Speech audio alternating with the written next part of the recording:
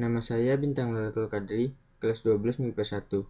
Pada video kali ini saya akan menjelaskan dan membacakan teks editorial yang berjudul Mempersiapkan Generasi Kuat Ekonomi Melalui Literasi Keuangan.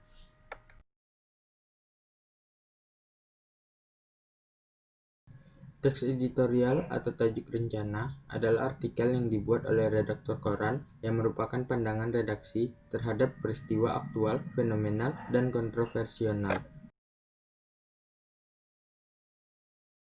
Teks editorial terdiri dari 1. Bagian pengenalan isu, 2. Penyampaian pendapat atau argumen, dan bagian 3. Penegasan.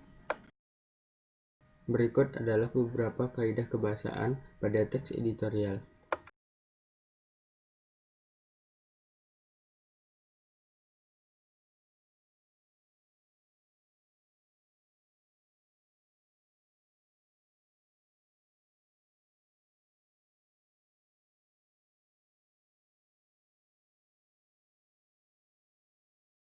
Baiklah, selanjutnya saya akan membacakan teks editorial yang berjudul Mempersiapkan Generasi Kuat Ekonomi Melalui Literasi Keuangan. Mempersiapkan generasi kuat ekonomi melalui literasi keuangan. Literasi keuangan menjadi frasa yang kerap kita dengar akhir-akhir ini. Secara singkat, literasi keuangan adalah pengetahuan dan pemahaman dari nasabah atas produk dan jasa keuangan yang mereka gunakan, baik manfaat maupun risikonya. Literasi keuangan ini bukan hanya pengetahuan mengenai produk dan jasa keuangan, tapi juga pemahaman keterampilan dalam memilih dan menggunakan produk jasa keuangan sendiri. Saat ini, tingkat literasi keuangan di Indonesia masih tergolong rendah. Menurut Survei Nasional Literasi Keuangan yang dilakukan oleh Otoritas Jasa Keuangan pada tahun 2019, tingkat literasi keuangan Indonesia saat ini baru mencapai 38,03%. Rendahnya tingkat literasi keuangan saat ini menimbulkan banyak dampak buruk terhadap kehidupan sosial ekonomi masyarakat. Pertama, memicu rendahnya partisipasi masyarakat dalam penggunaan produk dan jasa keuangan.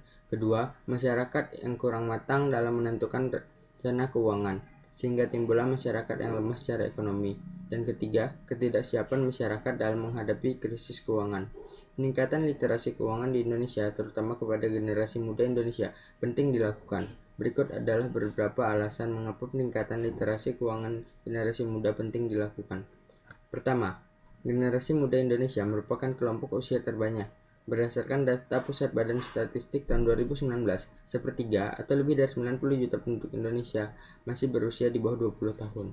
Kedua, sebagai persiapan untuk menghadapi bonus demografi.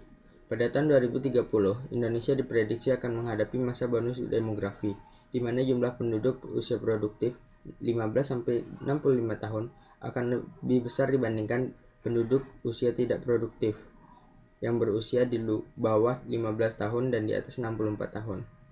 Ketiga, perkembangan teknologi keuangan yang semakin maju. Peranan internet dalam kemajuan teknologi dirasakan dampaknya oleh semua bidang, tak terkecuali teknologi keuangan. Perkembangan berbagai macam produk dan jasa keuangan tentunya harus disikapi dengan pemahaman yang baik agar tercipta perekonomian yang kuat dan siap secara ekonomi.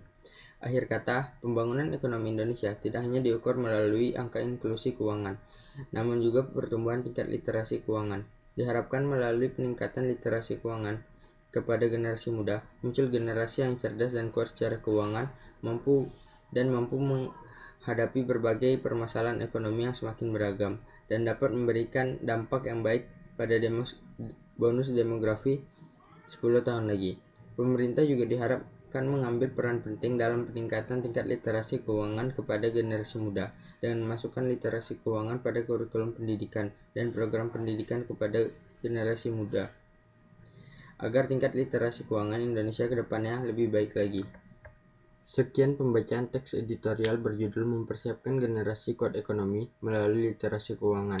Terima kasih sudah menyaksikan video ini.